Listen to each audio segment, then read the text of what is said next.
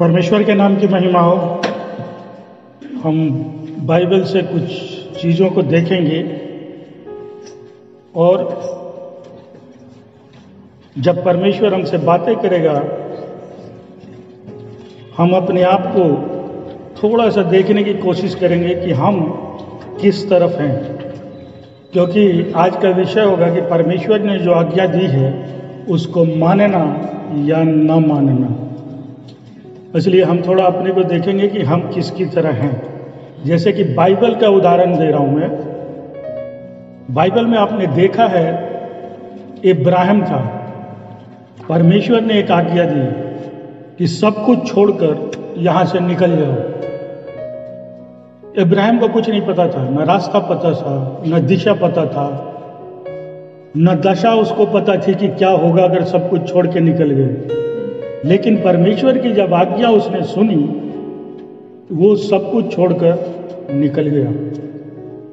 और आप उसके बाद जानते हैं कि परमेश्वर ने उसे संभाला और इब्राहिम बाइबल में काफ़ी प्रसिद्ध लोगों में से एक है जिसके उदाहरण दिए जाते हैं। फिर परमेश्वर ने उससे क्या कहा, अपने इकलौते पुत्र को बलि दे दे। वो थोड़ा भी नहीं सोचा कि प्रभु ये क्या कह रहा है।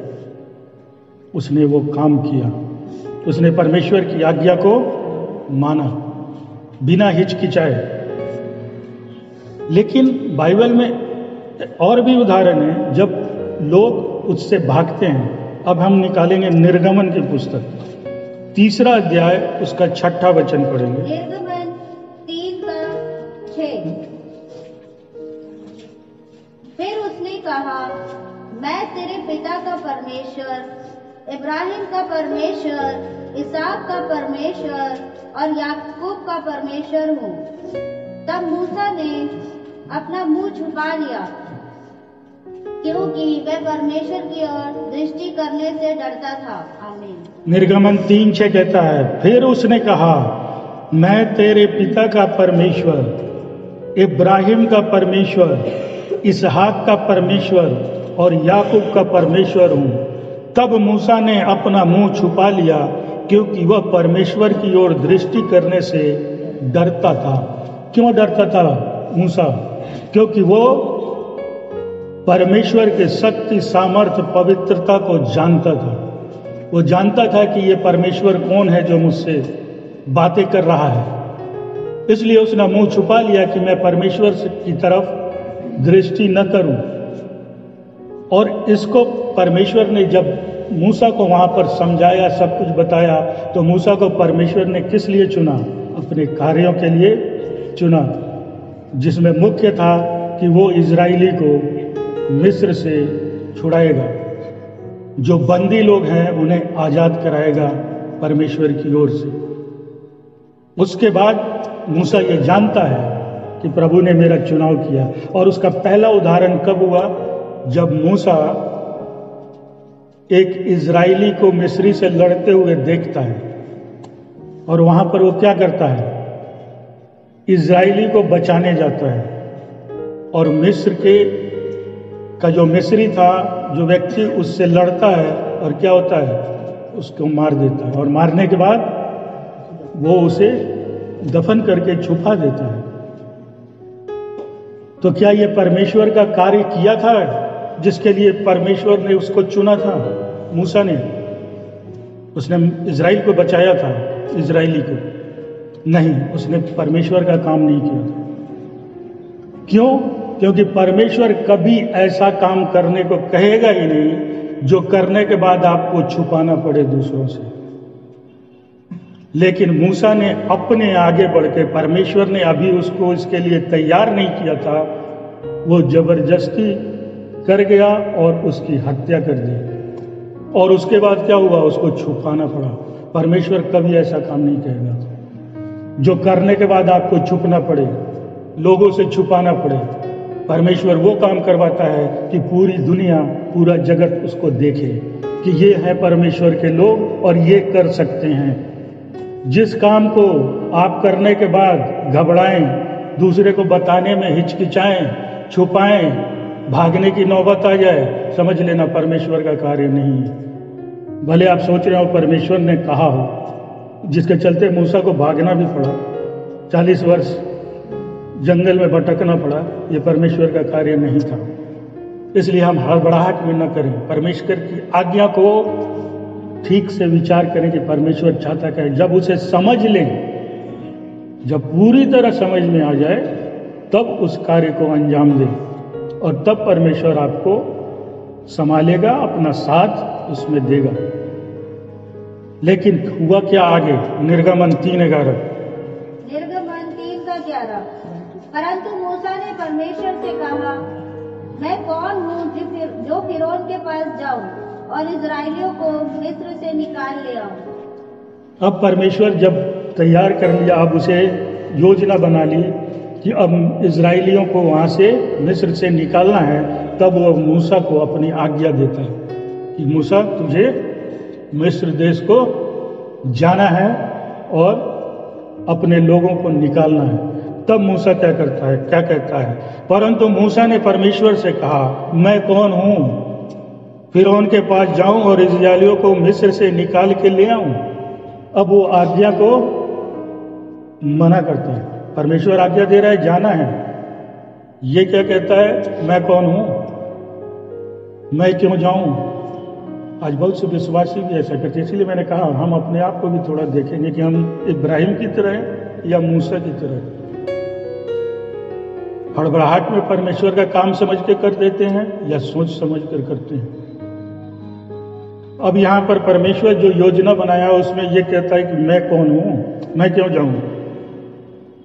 तब परमेश्वर उसको क्या कहता है मूसा को, अगर आप आगे पढ़ेंगे तो उसमें होगा, निश्चय ही मैं तेरे साथ रहूंगा। परमेश्वर एक और वादा करता है, एक वाचा, मैं तेरे साथ रहूंगा मूसा, तू मत घबरा, तू ये मत सोच कि तू क्यों जाएगा, मैं तेरे साथ रहूंगा और तेरा भेजने वाला मैं ही हूं।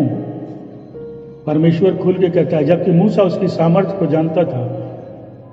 मैंने पहला वचन इसीलिए पढ़वाया कि उसने अपना मुंह छुपा लिया, क्योंकि वो परमेश्वर की ओर नजर नहीं करना चाहता था, क्योंकि वो सामर्थ्य शक्ति को जानता था। फिर भी परमेश्वर जब कह रहा है, वो कह रहा है मैं कौन हूं। परमेश्वर फिर उसको समझा रहा है कि मैं तेरे साथ हूं भाई। परमेश्वर कह रहा है मैं साथ में हूं, फिर भी मूसा तैयार नहीं होता। निर्गमन 13 पढ़िए, 3:13। निर्गमन 3:13। तब मूसा ने परमेश्वर से कहा, देख यदि मैं इस्राएलियों के पास जाकर उनसे कहूँ, तुम्हारे पूर्वजों के परमेश्वर ने मुझे तुम्हारे पास भेजा है, और वह मुझसे पूछे उसका नाम क्या है, तो मैं उनको क्या उत्तर दूँ। निर्गमन 3:13। तब मूसा ने परमेश्वर से कहा, देखो यदि मैं इस्राएलियों के पास जाकर उनसे कहूं कि तुम्हारे पूर्वजों के परमेश्वर ने मुझे तुम्हारे पास भेजा है, और वे मुझसे पूछें कि उसका क्या नाम है, तो मैं उनको क्या उत्तर दूं। जब उसने कहा मैं क्यों जाऊं इस्राएलियों को छुड़ाने, परमेश्वर ने क्या कहा, मैं तेरे साथ हूं। अब वो दूसरा बहाना कर रहा है। परमेश्वर की आज्ञा को किसी तरह टुकरान कहता है, अगर तुम्हारा नाम पूछ दिए तो मैं क्या करूंगा, क्या जवाब दूंगा मैं।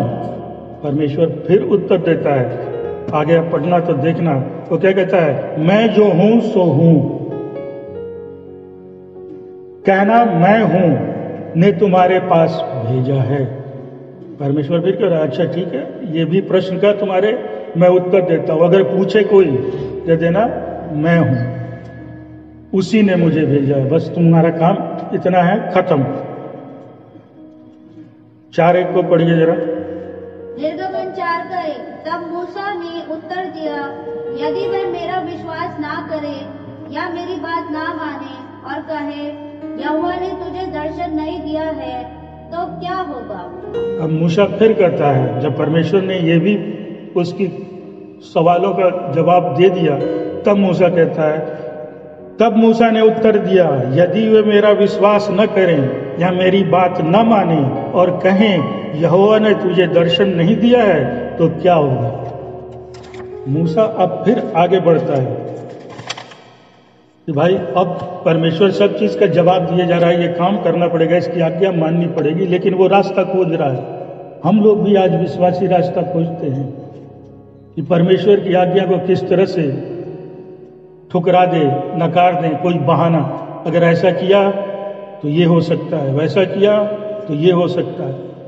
लेकिन जब परमेश्वर आपको आज्ञा देता है तो वो सब जानता है, वो सारे सवाल का उत्तर, उसका जवाब अपने पास रखता है। और मूसा को वो बार बार समझा रहा है।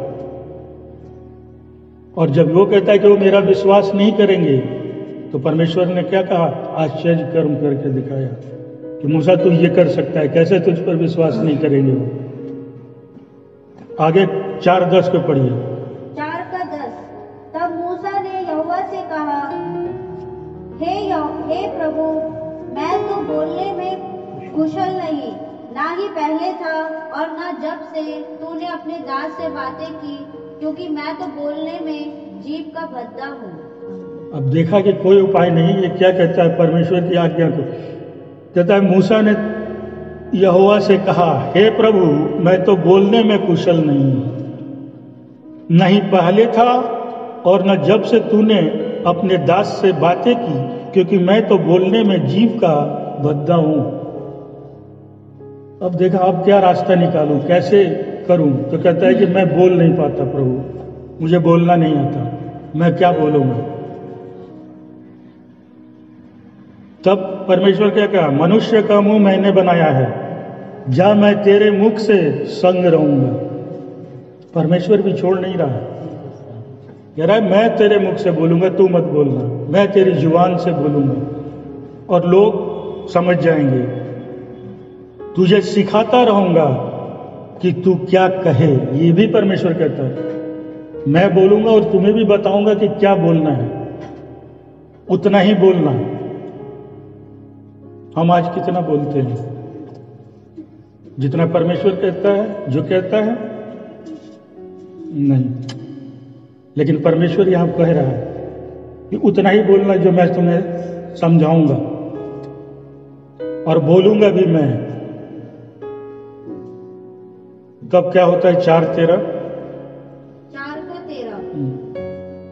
परंतु उसने कहा, हे प्रभु, कृपया अपने इच्छा अनुसार और किसी को भेज।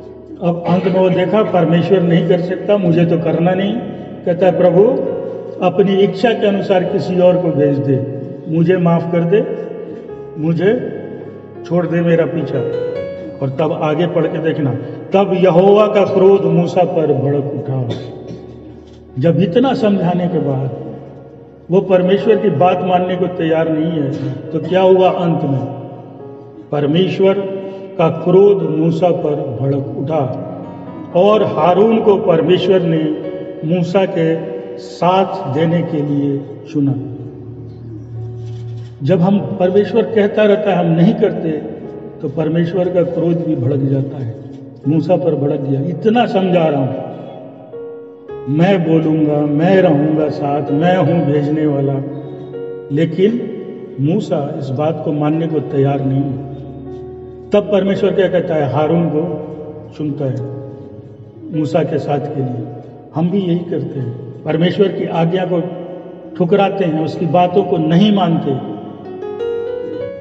लेकिन परमेश्वर अपने काम को रोकता नहीं है, वो मेरी जगह दूसरे का चुनाव कर लेगा, लेकिन अपने काम को पूरा करेगा। हमें उससे भागना नहीं है। और क्यों होता है? हम समझते नहीं। एक तरफ तो कहते हैं, प्रार्थना में हम करते हैं कि हमारा परमेश्वर सर्व सामर्थी है, चमत्कार करने वाला है, ये सब कुछ जानते हैं, फिर भी डरते हैं कि कहीं नहीं हुआ। परमेश्वर ने एक चीज कही है, एक दूसरे के लिए प्रार्थना करो। हम कर पाते हैं, डरते हैं कोई आ जाए, कहीं चंगा नहीं हुआ तो, कहीं इसकी समस्या दूर नहीं हुई तो, ये सोच के हम घबराते हैं। जबकि परमेश्वर की आज्ञा क्या है? दूसरे के लिए प्रार्थना करो। वो कहीं नहीं कह रहा कि तू चंगा कर दे, तू इसकी समस्या दूर कर दे, वो काम परमेश्वर का है। लेकिन हम ना समझ हैं। परमेश्वर ने यही कहा है, एक दूसरे के लिए प्रार्थना करो, बात खत्म, तुम्हारा काम खत्म। और हम लगते हैं उससे आगे सोचने, होगा क्या रिजल्ट। रिजल्ट परमेश्वर ने कभी नहीं कहा सोचो। एक तरफ परमेश्वर क्या कहता है? तुम जैसे प्रार्थना करोगे मैं तुम्हारी सुन लूंगा।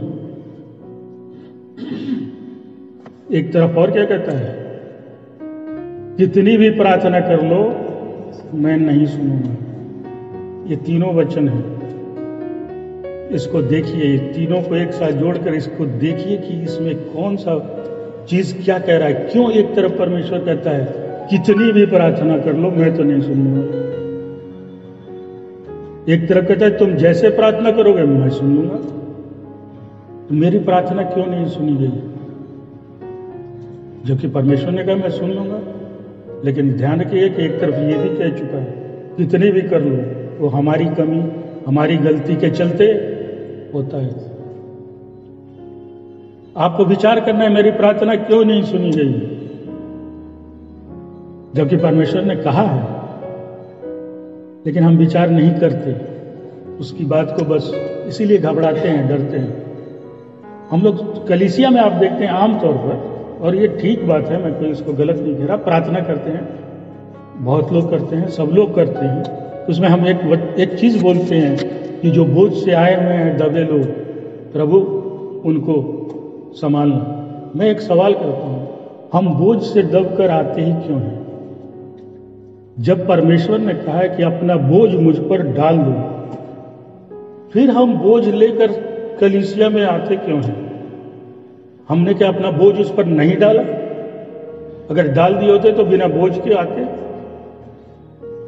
मतलब हमने वचनों को नहीं समझा, उसकी आज्ञा को नहीं समझ पाए, इसीलिए बोझ के साथ, मैं बड़ी बोझ के साथ आया हूं। अरे बोझ तो परमेश्वर ने कहा मैं ले लूंगा, आपने दिया नहीं दिया, गलती किसकी है? परमेश्वर की। वो तो कह रहा है डाल दो ना मेरे ऊपर, मैं संभाल लूंगा। हम चीजों को नहीं समझते, जिस तरह यहां पर मूसा समझने को कुछ भी तैयार नहीं है, और तब उसका परिणाम क्या होता है, उसका रिजल्ट यहोवा का क्रोध भड़क जाता है मूसा के ऊपर, और फिर वो चुनता है दूसरे को। जब परमेश्वर ने आपको हमको चुन के यहां लाया है, तो फिर उस दूसरे को क्यों चुनने का मौका दे? जो परमेश्वर कहता है मैं कर दूंगा, मेरे को भी तो चुना, आप सबों को भी तो चुना। तो हम इब्राहिम हैं या मूसा हैं? जबकि बहुत बड़े कार्य के लिए मूसा को चुना था। ऐसा नहीं कि कोई छोटा मोटा काम करवाने जा रहा था। मिस्र देश में उसे दुश्मन के यहां घुसना था, वहां से अपने लोगों को निकालकर, इससे पहले कि उन्हें पता चले, उसकी सेना आपको मार डाले, उससे पहले आपको निकल जाना था। लेकिन मूसा जब थक जाता है, हम भी यही कहते हैं लास्ट में, प्रभु दूसरे को देख लेगा, दूसरे को चुन लो। आज प्रार्थना का मूड नहीं है, प्रभु दूसरे से करवा लो। आज वचन पढ़ने का इच्छा नहीं है, प्रभु दूसरे से पढ़वा लेना। हम करते हैं, और करते हैं, उसी का नतीजा होता है कि बाद में बोझ से दबे आते हैं कि हमें समझ ही नहीं कि बोझ तो कब का डाल देना चाहिए था, मैं लिए क्यों घूम रहा हूं। एक बार एक व्यक्ति था जो प्रार्थना कर रहा था परमेश्वर से, अब कहता था प्रार्थना में कि प्रभु मुझे कोई काम दो, मैं तुम्हारा काम करना चाहता हूं। जब बहुत दिन प्रार्थना की, परमेश्वर ने एक दिन उससे बातें की और कहा कि देख तेरे घर के सामने एक बहुत बड़ा पत्थर रखा हुआ है, तू क्या करना, रोज सुबह उठ के इस पत्थर को ढकेलना, ये तेरा काम होगा। वो व्यक्ति कहा ठीक है, प्रभु की आज्ञा है। वो रोज सुबह उठता था, पत्थर को ढकेलता था, धक्के देता था। इसी तरह करते करते 2 साल बीत गए। पत्थर को अपनी जगह से घसकाना तो दूर की बात, 2 साल में वो पत्थर को हिला भी नहीं पाया अपनी जगह से। वो पत्थर उससे हिला भी नहीं। वो बड़ा निराश हो गया कि प्रभु ने एक काम दिया था, 2 साल हो गए, मैं हिला तक नहीं पाया, ढकेलने की बात तो दूर। फिर वो निराश होकर बैठ गया। तब परमेश्वर ने से प्रार्थना करने लगा कि प्रभु मैं तो सफल नहीं हो पाया तेरे काम को करने में। तब परमेश्वर ने उससे फिर बातें की और कहा मैं तुमसे बहुत खुश हूं। उसने कहा खुश है, मैं तो उसको हिला भी नहीं पाया। परमेश्वर ने कहा मैंने कब कहा था उसे हिलाओ? मैंने तो कहा था धक्के मारो। वो तूने 2 साल पूरी ईमानदारी के साथ किया। मैंने ये कहाँ कहा था कि तुम उसको हिला दो या अपनी जगह से घसका दो, क्योंकि मुझे पता है वो इतना भारी पत्थर है तो उससे हिलेगा भी नहीं। वही गलती हम करते हैं। परमेश्वर कहता है कुछ, कर देते हैं कुछ।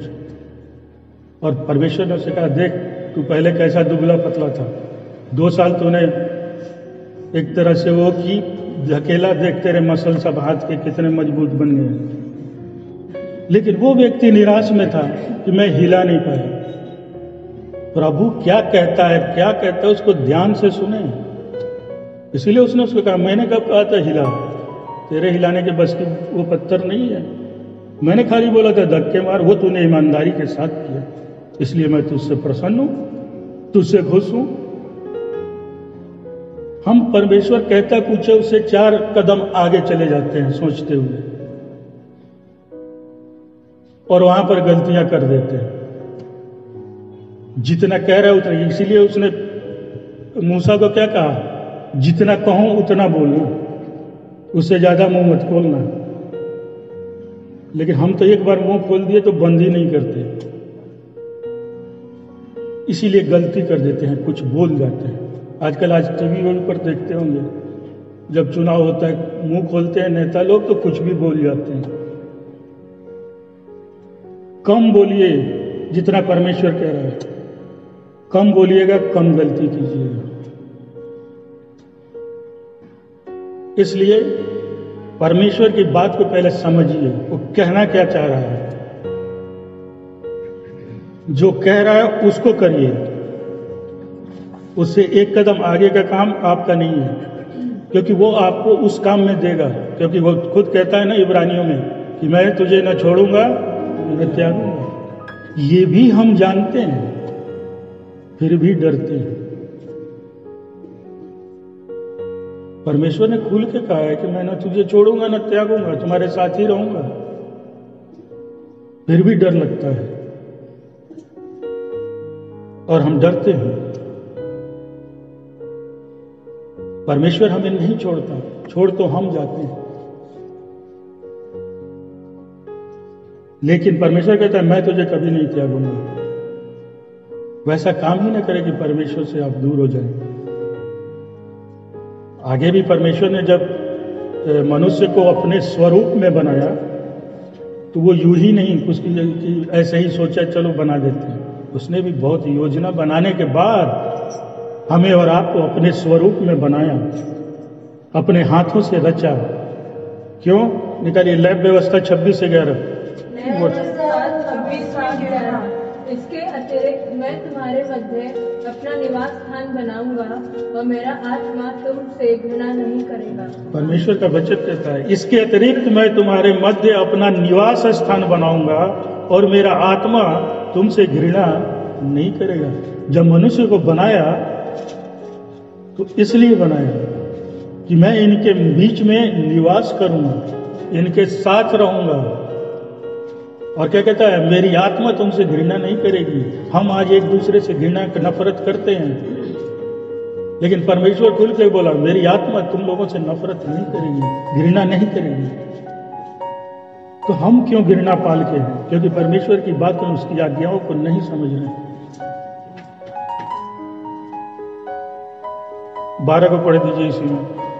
और मैं तुम्हारे मध्य चला फिरा करूंगा और तुम्हारा परमेश्वर होऊंगा और तुम मेरी प्रजा होंगे। परमेश्वर सीधा कहता है और मैं तुम्हारे मध्य चला फिरा करूंगा और तुम्हारा परमेश्वर होऊंगा और तुम मेरी प्रजा होगे। परमेश्वर ने खुल के कह दिया मैं तुम्हारा परमेश्वर हूंगा। फिर डरने की क्या बात है? हम उसकी प्रजा हैं। उस परमेश्वर ने कहा कि तुम मेरी प्रजा होगे। हम सब उसकी प्रजा हैं और हमारा वो परमेश्वर हमारा राजा है। हमारी देखभाल, हमारी जिम्मेदारी उसके हाथों में है, वो चलाएगा। कहता है मैं तुम्हारे बीच में ही हूं, तुम्हारे मध्य में अपना निवास स्थान बनाने के लिए ही तो मैंने तुम लोगों की रचना की, अपने स्वरूप में, अपने हाथों से। फिर भी हम इस बात को नहीं समझ रहे कि परमेश्वर कह रहा है मैं हूं तुम्हारा परमेश्वर, और परमेश्वर जो है सर्व सामर्थी परमेश्वर है, आपका चमत्कार को कर देता है 2 मिनट में। लेकिन उस सामर्थ्य को आपको प्राप्त करना है। अगर आपके पास, परमेश्वर कहता है मैं सामर्थ्य दे सकता हूं, लेकिन उस सामर्थ्य को हम नहीं पा रहे हैं क्योंकि वो मौका जीवन में नहीं दे रहे। ऐसे नहीं है कि परमेश्वर आप पे ऐसे ही दे देगा, हमें उसके लिए कुछ करना है परमेश्वर की सामर्थ्य को पाने के लिए।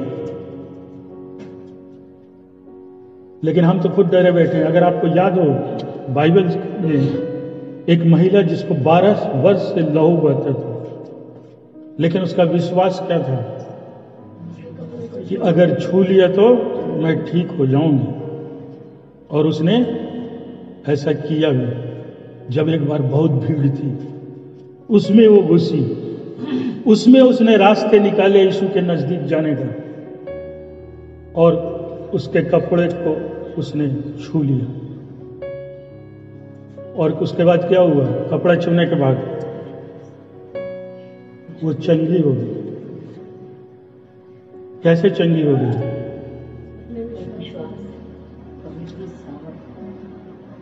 तब क्या होता है कि यीशु तुरंत क्या कहता है पतरस से कि मेरे को किसी ने छुआ है। पतरस क्या कहता है, इतनी भीड़ में किसने छुआ नहीं छुआ हमें क्या पता चल पाएगा।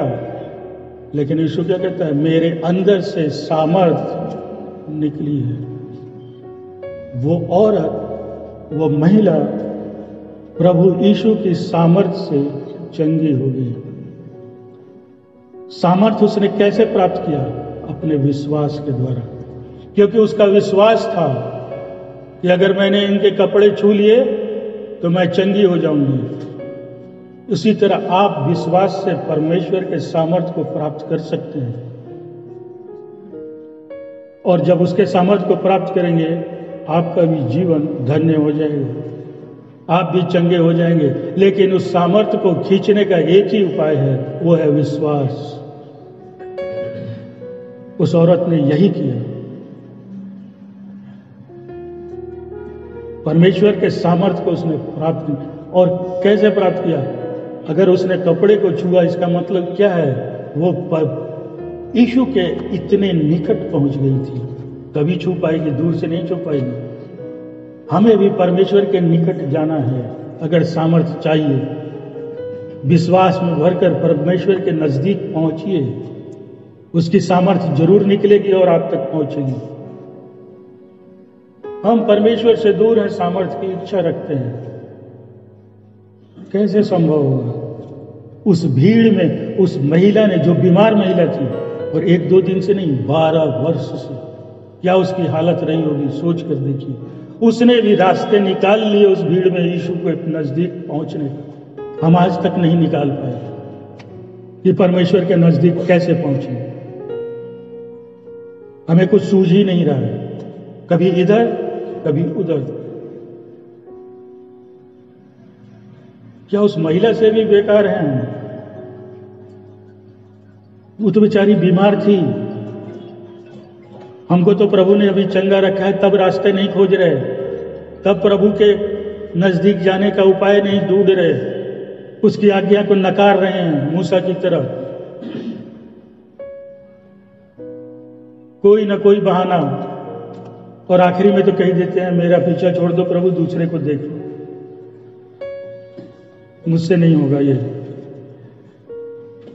और फिर सामर्थ्य की बात, तो प्रभु सामर्थ्य तो दे देना, वो चाहिए मुझे। काम तुम्हारा नहीं करूंगा, आज्ञा तुम्हारी नहीं मानूंगा, दूर तुमसे रहूंगा, लेकिन चाहिए मुझे सब कुछ।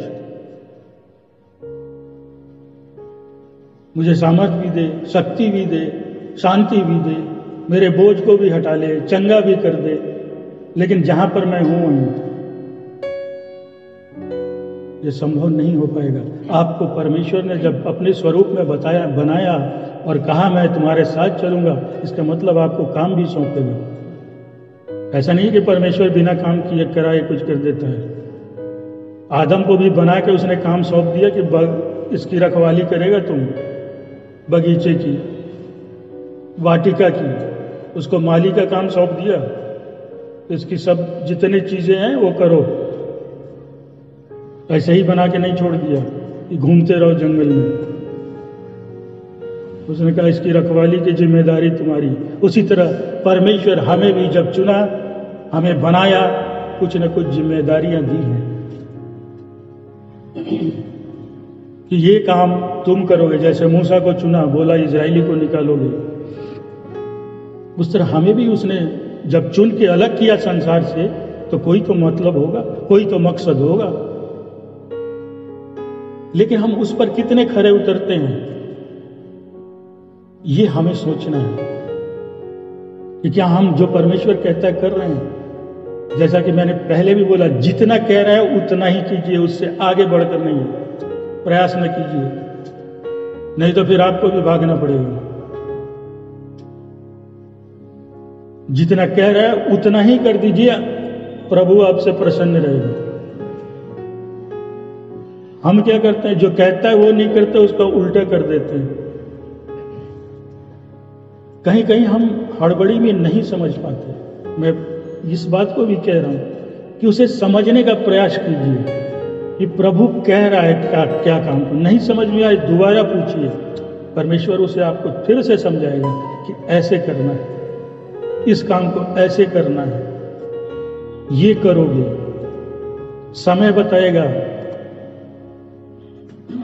मूसा ने क्या किया था, समय से पहले कर दिया।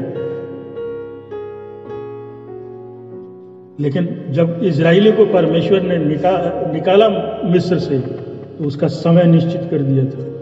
इस समय तुम सब लोग निकलोगे, और रास्ते भर चमत्कार करता हुआ परमेश्वर उन्हें निकाल लेगा। वही परमेश्वर आज भी हमारा परमेश्वर है, आज भी चमत्कार करता है। हम गवाहियां सुनते हैं, प्रभु ने मेरे जीवन में चमत्कार किया, तो वही तो परमेश्वर है। आपके जीवन में चमत्कार किया, आपके जीवन में चंगाई दी, आपके जीवन में आपको उठाया ऊपर, आपको शांति देता है। फिर हम उसकी आज्ञा को क्यों ठुकराते हैं, क्यों बहाने खोजते हैं? क्योंकि हमें करने की इच्छा नहीं है, पाने की इच्छा तो जरूर है। परमेश्वर सब देगा, सब रखा है हमारे आपके लिए, और परमेश्वर अपने लिए थोड़े रखा है। लेकिन उसे पाए कैसे? जिस तरह उस महिला ने परमेश्वर के सामर्थ्य को प्राप्त किया, उसके नजदीक गई, और यीशु ने भी कहा मेरे अंदर से सामर्थ्य तो निकली है, कोई तो है। लेकिन हम कहां कर पा रहे हैं? हम अभी वचनों में ही उलझे हुए हैं। उसको जब समझेंगे और जीवन में लाएंगे, तब वो आपको कार्य करना शुरू करेगा जीवन में। आप परमेश्वर के नजदीक पहुंचेंगे, और परमेश्वर से वो हर चीज पालेंगे जिसकी इच्छा आपको है, या परमेश्वर ने जो अपनी इच्छा के अनुसार हमारे लिए रखा है। वो भी बहुत सी चीजों को रखा है जो हम शायद जानते नहीं कि प्रभु ने क्या मेरे लिए तैयार किया है। कह रहा वो भी दे दूंगा जो तू सोचा भी नहीं है, जो तेरी सोच से परे है। वो चीज भी परमेश्वर ने हमारे और आपके लिए रखा है। हम तो ये संसार की चीज मांगते हैं, तो कहता है जो तूने नहीं सोचा होगा। मैं तो स्वर्गीय चीज देने पर तैयार हूं, संसार की चीजों को तो छोड़ो। स्वर्ग में स्थान देना चाहता हूं। जमीन तो बहुत खरीद लोगे, स्वर्ग में 1 इंच नहीं परमेश्वर की इच्छा के बिना। लेकिन उसके लिए हमें तैयार होना है। लेकिन हम संसार में उलझे हैं, संसार की चीज को देखते हैं, वो नहीं मिलता तो निराश हो जाते हैं। ये कभी ध्यान ही नहीं देते कि अरे स्वर्ग में भी मेरे लिए कुछ रखा है परमेश्वर ने। चलो यहाँ थोड़ी कमी ठीक है, वहां तो भरपूरी से होगा। और जब आप ये सोचिएगा आप आनंदित होइएगा। लेकिन हम निराशा में क्यों डूबे हैं? क्योंकि संसार की चीज की कमियां हमें जीने नहीं दे रही। हमारी अभिलाषा बढ़ती जा रही है संसार के प्रति, जो परमेश्वर नहीं चाहता।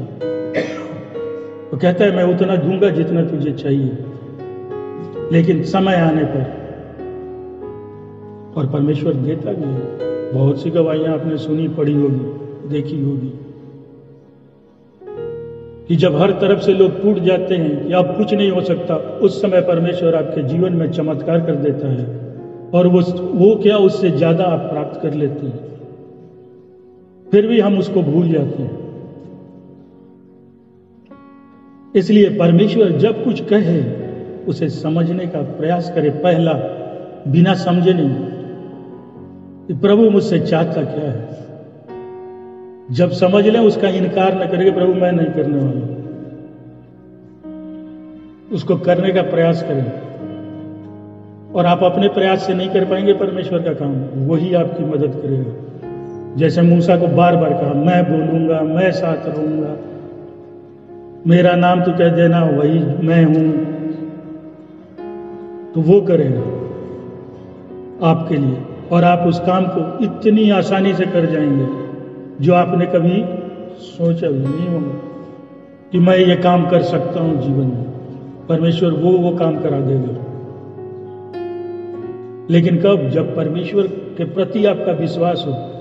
दाऊद ने गोलियत को मार दिया, इतने ताकतवर इंसान को, लेकिन क्या अपने घमंड से मारा? उसने क्या कहा? आज मेरा परमेश्वर तुझे मेरे हाथ में सौंप देगा।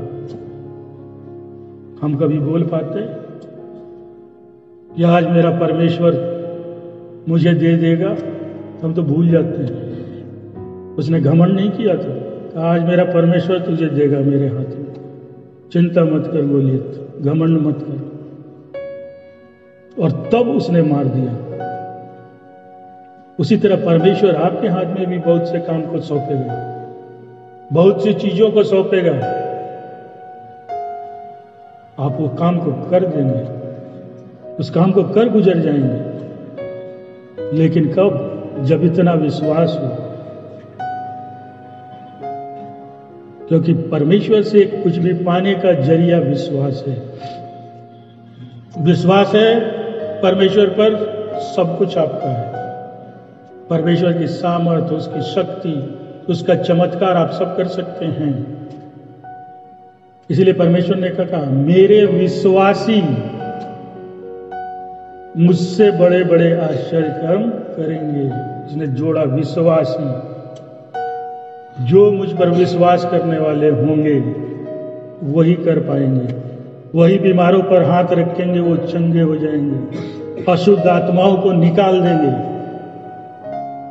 कौन है वो लोग? उसने शुरू में भी बोला, मेरे विश्वासी। हम और आप क्या हैं? विश्वासी हैं कि नहीं है? कितने नजदीक हैं? कितनी बातें परमेश्वर की मानते हैं? ये हिसाब किताब हमें खुद करना होगा। मैं आपके लिए, आप मेरे लिए नहीं कर सकते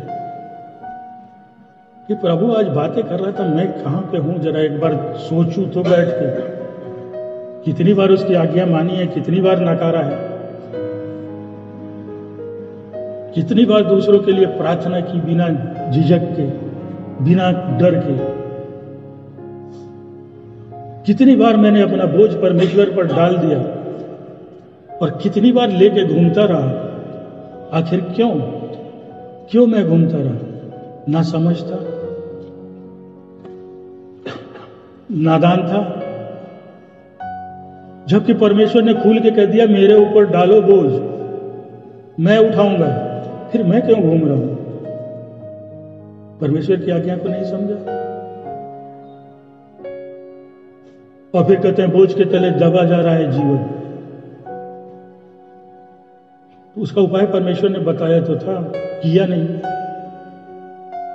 लोग कह रहे हैं मेरा जीवन खुद अंधेरे में डूबा जा रहा है, विश्वासी कह रहे हैं आजकल कि मैं तो एकदम अंधेरे में खो गया हूं। परमेश्वर ने क्या कहा? तुम जगत की ज्योति हो। आप ज्योति हो के खुद अंधकार में डूबे हैं, ये कैसे संभव? परमेश्वर कह रहा है तुम जगत की ज्योति हो, तुम्हें तो दूसरों को रोशनी दिखानी है, और तुम कह रहे हो कि मैं ही अंधेरे में डूबा है मेरी जिंदगी। तो फिर हम विश्वासी कैसे हैं? लोग कहते हैं जीवन का स्वाद बिगड़ गया। परमेश्वर कहता है तुम तो नमक हो, जगत के नमक हो, तुम तो स्वाद बढ़ाने का काम करोगे लोगों के जीवन में, जो निराशा में हैं, जो दुख में हैं, तुम नमक बनकर उनके जीवन में स्वाद लाओगे। हम कहते हैं कि मेरा ही जीवन का स्वाद बिगड़ गया। ऐसे कैसे संभव हो सकता है? कभी सोच कर देखिए, अगर हम विश्वासी होने का दावा करते हैं तब कि मैं परमेश्वर का विश्वासी हूं, तब इस सवाल को सोचना पड़ेगा। नहीं है तो कोई बात नहीं, फिर तो अंधेरे में रहेंगे, स्वाद बिगड़ेगा, बोझ में दबेंगे। लेकिन अगर हैं तो मेरा स्वाद क्यों बिगड़ गया? मैं तो खुद दूसरे के स्वाद को बढ़ाने के लिए परमेश्वर ने मुझे चुन के अलग किया है।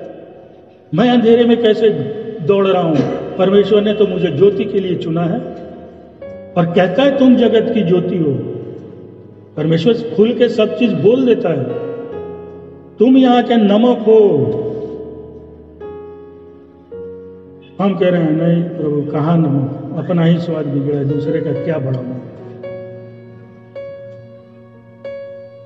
तो हमें कम से कम कुछ समय जरूर सोचना चाहिए कि हम विश्वासी हैं तो कहां पर हैं, परमेश्वर के कितने नजदीक हैं। क्या हम कोशिश करते हैं कि अंधेरे में जो दबे हुए लोग हैं उनको उजाला दूंगा, क्योंकि मैं जगत की ज्योति बनाकर परमेश्वर ने मुझे संसार से अलग किया? हम प्रयास ही नहीं करते, क्योंकि हम अपना जीवन खुद उलझन में देखते हैं, मेरा ही इतना उलझा हुआ है। निकलिए इससे। समय, जैसा पास्टर जॉर्ज ने कहा, अंत समय पर प्रार्थना में इन्होंने बोला, सही में अंत समय है। अगर अब भी आप अंधेरे में ही रहे, आपका स्वाद बिगड़ा ही रहा, बोझ के तले दबे ही रहे, तो शायद इससे निकलने का मौका न मिल सके, क्योंकि समय को कोई नहीं जानता।